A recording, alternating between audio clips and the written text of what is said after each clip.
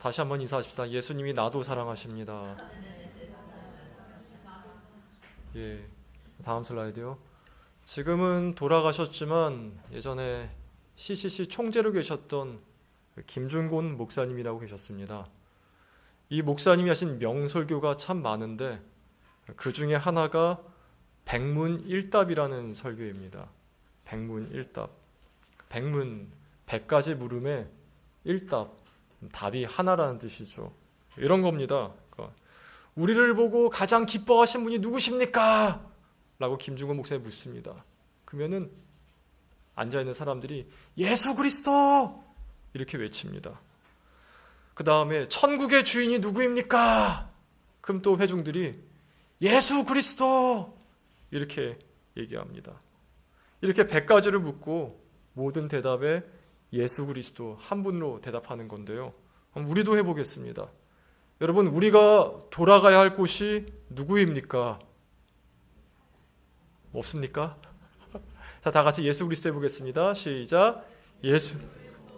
사단을 두려워하게 만들며 사단을 낙담시키는 분이 누구십니까? 나를 절대로 떠나지 않겠다라고 말씀하신 분이 누구십니까? 모든 것을 새롭게 하시는 분이 누구십니까? 갈급한 내용을 채우시는 분이 누구십니까? 나를 위해 십자가를 선택하신 분이 누구십니까? 나를 세상에서 가장 사랑하는 분이 누구십니까? 그렇습니다. 예수 그리스도이십니다. 세상에서 나를 제일 사랑하는 분이 예수님입니다. 나를 얼마나 사랑하시냐면은 로마서 5장 8절에 보니까 이렇게 써 있습니다. 다 같이 읽어보겠습니다. 우리가 아직 죄인 되었을 때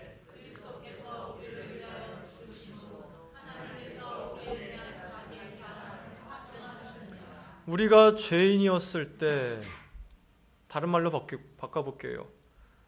내가 제일 밉상일 때,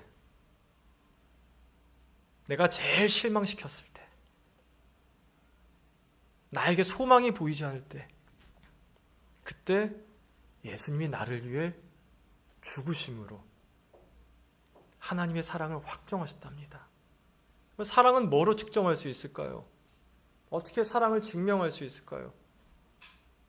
아마도 그것은 희생의 모습일 겁니다. 우리가 제일 밉상일 때, 제일 실망시켰을 때, 이제는 소망조차 보이지 않을, 포기하고 싶을 그때 가운데 예수님이 우리를 죽으심으로 우리에 대한 자신의 사랑을 확증하셨대요. 여러분, 아무리 가족이라 할지라도 어느 섬을 넘어버리면 가족도 연을 끊습니다. 유기성 목사님 설교에 이런 예화가 있어요. 유기성 목사님이 한 시골에 집회에 가셨는데 한 할머니가 나와서 그렇게 펑펑 우시더랍니다. 나 같은 죄인도 용서받을 수 있냐고. 무슨 일이냐 물어보니까 자신이 아기를 낳았을 때 쌍둥이를 낳았답니다. 쌍둥이를 낳았는데 그 시절에 너무 가난하고 못 먹고 못 살아서 쌍둥이 둘 다를 도저히 젖 먹일 수가 없었더래요. 그래서 한 아이를 골라서 한 아이만 젖을 먹이고 한 아이는 의도적으로 굶어 죽였다는 것이죠. 이런 나도 구원받을 수 있습니까? 이런 내 죄도 용서받을 수 있습니까?로 물어보더라라는 겁니다. 여러분, 신생아는요, 하루만 먹지 못해도 황달이 옵니다. 이틀을 먹지 못하면 대개가 생명에 치명적인 손상이 와버립니다. 3일째는 대개 죽습니다. 이 이야기가 보여주는 게 유기성 목사님이 설교하실 때는 그래도 용서받을 수 있다지만 보여주는 게 있죠. 모성에도 한계가 있어요. 사람의 사랑에는 늘 한계가 있습니다. 사람이기 때문에 그래요. 그러나 예수 그리스도의 사랑은 한계가 없습니다. 어떤 사람이라 할지라도, 어떤 과거라 할지라도 예수님은 그 사람을 받아들이시고 용서하기에 넉넉하십니다. 우리가 이것이 복음의 시작이며 기초예요. 우리가 보통 기독교라고 얘기하는데 이 기독은 그리스도를 한자어로 표기한 것이죠.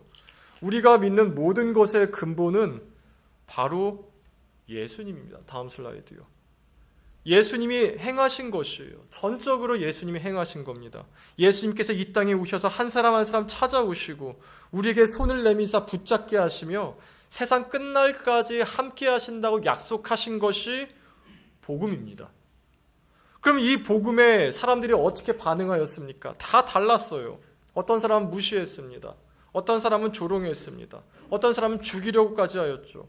어떤 사람들은 예수님의 손을 잡고 예수님과 동행하기로 결정했습니다. 자, 여러분, 예수님의 손을 잡고 동행하기로 결정한 것을 두 글자로 뭐라 하는지 아십니까? 믿음이라고 그래요. 믿음. 믿음은 명사가 아니라 동사예요. 예수님의 손을 잡고 예수님과 동행하기로 결정하는 것이죠. 이 믿음 생활의 마지막이 구원이에요. 베드로전서 1장 9절 읽어보겠습니다. 다 같이 읽습니다. 믿음의 결국 곧 영혼의 구원을 받음이라. 예수님과 동행하여서 끝까지 갔을 때 우리에게 주어진 장소가 하나님 나라의 구원이라는 것이에요. 여기까지 가야 돼요. 반드시 여기까지 가야 돼요. 많은 사람들이 예수님과 함께 시작하였지만 예수님과 함께 도달하지 못하고 중간에 다른 곳으로 가버립니다. 이 안타까움을 가지고 히브리서 3장과 4장은 이렇게 비유해요. 출애굽하던 이스라엘 백성들이 믿음으로 그들이 홍해를 건너고 애굽을 나왔지만 그 가운데서 가나안에 들어갔던 사람은 갈렙과 여호수아 단 두 사람뿐이었다라고 말이죠. 히브리서 3장 19절 한번 다 같이 읽어보겠습니다. 시작. 믿지 아니함으로 능히 들어가지 못한 것이라. 뭐라 얘기하죠? 처음엔 믿었어요. 근데 끝까지 믿지 못한 사람은 뭐라 얘기합니까? 믿지 아니함으로 얘기하는 거예요. 믿지 아니함으로. 믿음은요, 한순간이 아니라 과정입니다. 그러면 나로 하여금 계속 믿고 주님과 동행하게 만드는 방법이 어디 있냐면요, 하나님 말씀에 있어요. 말씀을 보지 않으면 자연스럽게 믿음에 떠나갑니다. 심지어 예수님을 봐도 떠나갑니다. 고린도전서 15장에 보면은 부활한 자, 예수님이 부활하였을 때 약 500명이 그것을 봤다라고 써 있습니다. 사도행전 1장에 보면요, 예수님께서 이들에게 최선을 다해 자신의 부활을 증거하세요. 확실하게 증거하세요. 최선을 다해 증거하십니다. 그리고 또 하나님 나라에 대해 가르치셨죠. 그런데 이상합니다. 예수님을 보고 예수님의 부활을 봤는데 점점점 예수님께 나온 자가 줄어들어요. 처음엔 500명이었다가 나중엔 400명, 300명, 200명. 40일 동안 예수님께서 그들에게 하나님 나라를 가르쳤을 때 마지막 남아있던 사람은 120명이었습니다. 왜 380명은 떠나갔을까요? 모릅니다. 분명한 게 하나 있죠. 남은 120명의 사람들은 40일 동안 예수님께서 가르쳤던 그 내용을 끝까지 들었다라는 것이에요. 오직 이 사람들만이 끝까지 남아 있었습니다. 여러분, 하나님 말씀이 나를 지킵니다.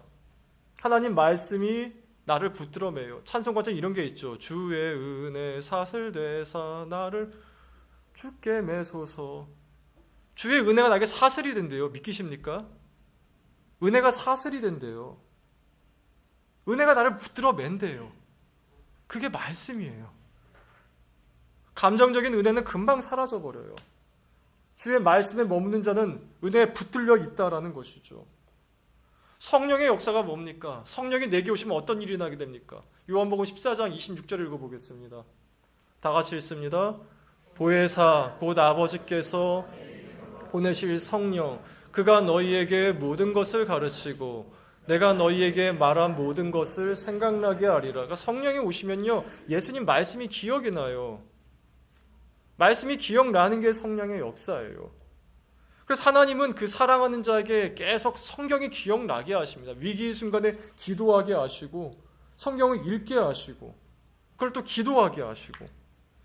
이것은 데살로니가 교회도 똑같았습니다. 사도 바울이 데살로니가 교회를 정말 사랑했거든요. 그래서 무엇한지 아십니까? 너무 사랑해가 첫 번째 편지를 써줬어요. 당시 데살로니가 교회는 목회자가 없었습니다. 목회자가 없다 보니까 사도 바울이 너무 안타까워서 편지를 쓰고 27절인가 이렇게 써있죠. 너희들 이 편지 너만 읽지 말고 돌려 다 읽게 해주라. 글을 못 읽는 사람이 있느냐? 너희가 읽어가지고 그들의 귀에 들려주어라. 이렇게 얘기합니다. 이게 사도 바울이 데살로니가 교회를 사랑한 방법이었어요. 또 두 번째로 우리가 이미 본 데살로니가전서 3장에 보면 이렇게 써있어요. 내가 디모데를 너에게 보내서 하나님 말씀을 증거하게 하겠다. 디모데를 너에게 보내서 하나님 말씀을 증거하게 하겠다. 이게 사도 바울이 데살로니가 교회를 사랑했기 때문에 했던 사랑 방법이었던 것이죠. 그리고 나서 사도 바울이 마지막으로 이렇게 부탁합니다. 우리 25절 읽어보겠습니다. 다 같이 읽습니다. 형제들아, 바울의 부탁이 이겁니다. 기도하라는 거예요. 나를 위해 기도해달라. 돈을 달라는 게 아닙니다. 일해라, 그것도 아닙니다. 여기 와서 우리와 함께하라. 이 당시에 바울은 데살로니가 옆에 있던 베레아라는 곳에 있었는데요. 거기 와서 뭘 하라가 아니었어요. 바울은 기도를 부탁합니다. 기도를 부탁했어요. 왜냐하면 이것이 바울이 신뢰하던 사람들에게 말하던 바울만의 나는 너를 신뢰해, 나는 너를 사랑해라는 또 하나의 표현 방법이기 때문에 그래요. 이와 비슷한 장면이 누가복음 22장에 나옵니다. 다음 슬라이드요. 예수님께서 십자가에 달리기 전날 밤에 겟세마네 동산에 가시죠. 가셔서 기도합니다. 나 십자가 도저히 못 매겠어. 너무 힘들어요, 주님. 기도할 때 혼자 기도하는 것이 아니라 베드로, 야고보, 요한 3명을 데리고 와서 이렇게 얘기해요. 나를 위해 기도해달라. 함께 기도해달라.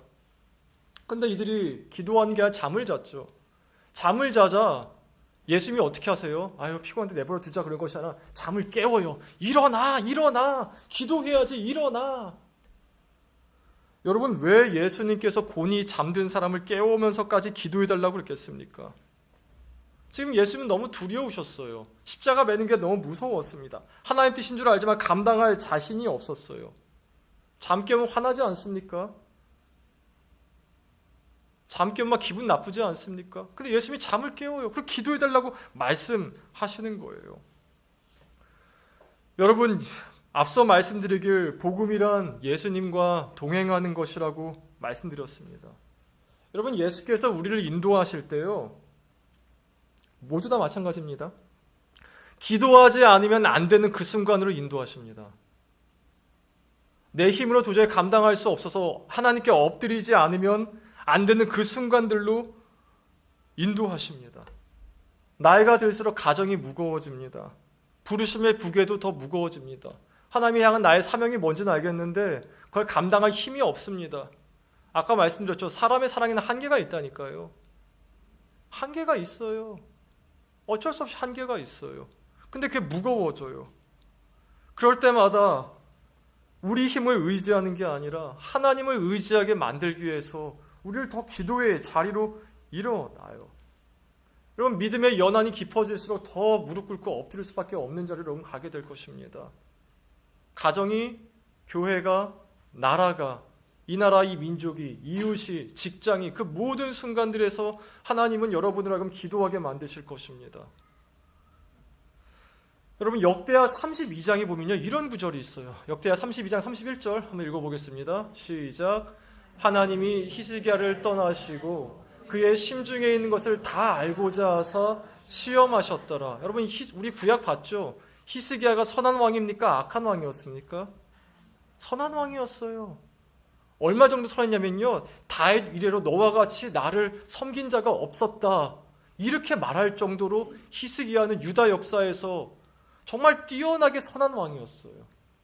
하나님만 섬기는 왕이었어요. 근데 어떻게 하신대요? 그런 하나님께서 히스기야를 떠나세요. 왜 떠나요? 그 심중에 뭐가 있는지 드러내게 하시려고. 여기서 떠난다는 말은 버린다는 말이 아닙니다. 침묵하신다는 뜻이에요. 기도하는데 아무런 감동이 없습니다. 설교를 듣는데 아무런 감동이 없습니다. 말씀을 보는데 아무런 감동이 없습니다. 그냥 마음속에 분노, 허무, 낭망, 허탈, 조급함, 이것만 가득합니다.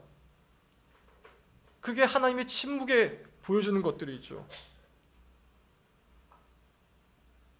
이렇게 하나님께 침묵하시면 뭐가 나오는지 아십니까? 내 바닥이 드러납니다. 내 바닥.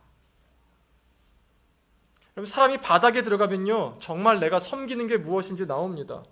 돈을 섬기는 사람은 바닥에 들어가면 통장 잔고부터 확인합니다. 사람의 인정이 그 중심에 있는 사람은 나와 비슷한 사람을 만나서 내가 얼마나 억울하고 화가 나는지, 원통하지, 슬픈지, 낙담한지 이거부터 막 얘기합니다. 쾌락을 하나님의 자리에 둔 사람은요, 어떻게 하면 도파민이 나올까 그것만 바라봅니다. 돈 중독, 성 중독, 사람 중독, 심지어 목회자는 사역 중독이죠. 사람들에게 인정받는 자리, 어떻게 하면 인정받을까? 그런데 이 상황에서 하나님께 엎드리는 사람들이 있어요.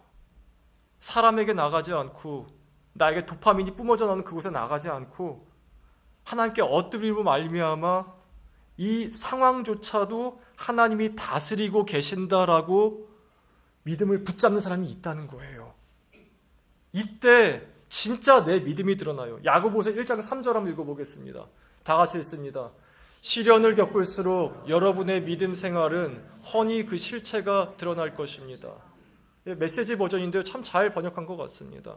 우리의 바닥이 드러나면 드러날수록 내가 정말 섬기는 게 무엇인지 드러납니다. 드러나요. 설교 초반에 구원은 예수님의 손을 잡고 예수님과 동행하는 그 삶의 끝에 있는 것이라고 말씀드렸습니다. 예수님과 동행하면 할수록요, 내 실체가 드러나요. 내 바닥이 드러나요. 진짜 내 모습이 보여줘요.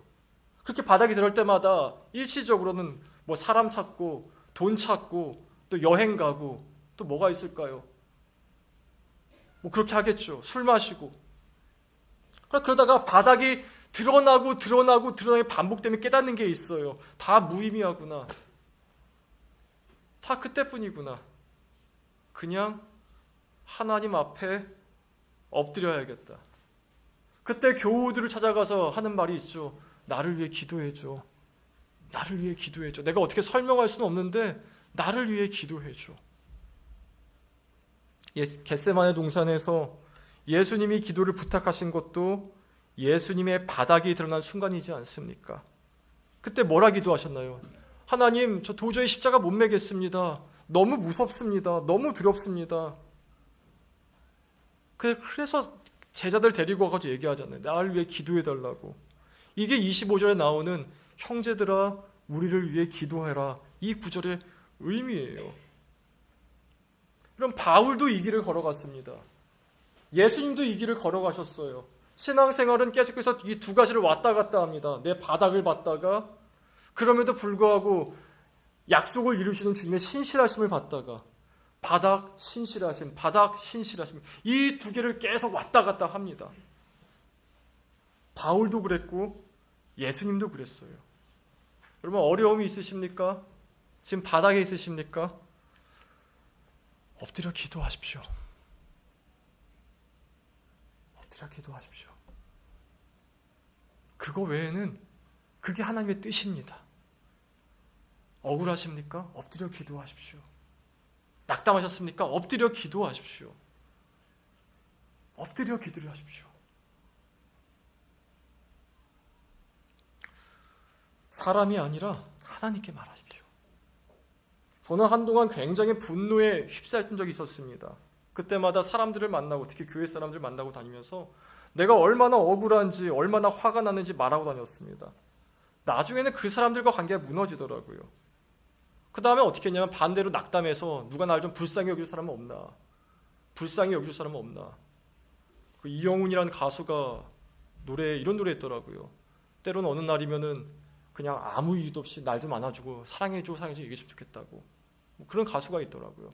그 가수와 노래 들으면서 누가 나 불쌍히 여길 사람은 없나? 그렇게 다녔었습니다. 근데 그래도 무너지더라고요.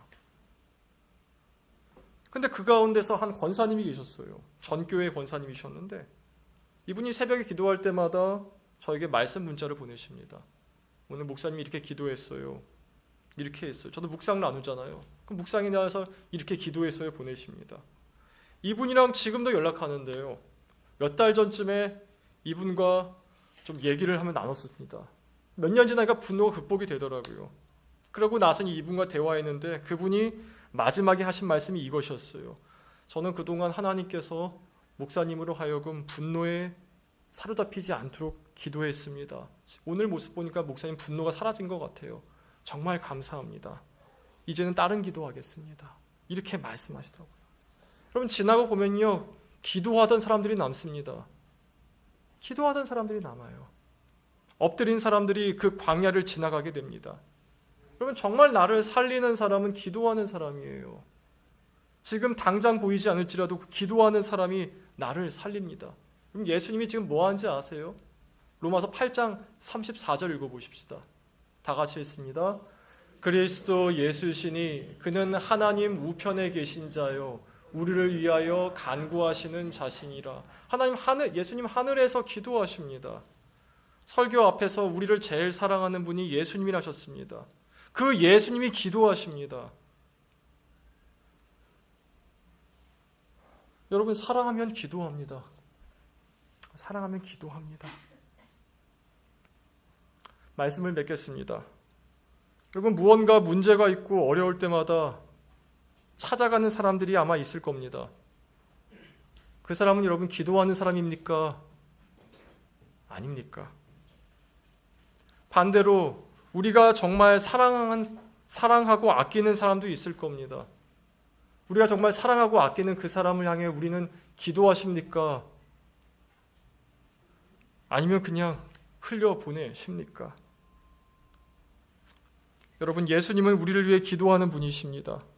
사랑하면 기도합니다. 기도해서 하나님이 일하시게 하십니다. 예수님처럼 기도로 승리하는 저와 여러분이 되길 진심으로 기원합니다. 우리 찬양하고 기도하겠습니다.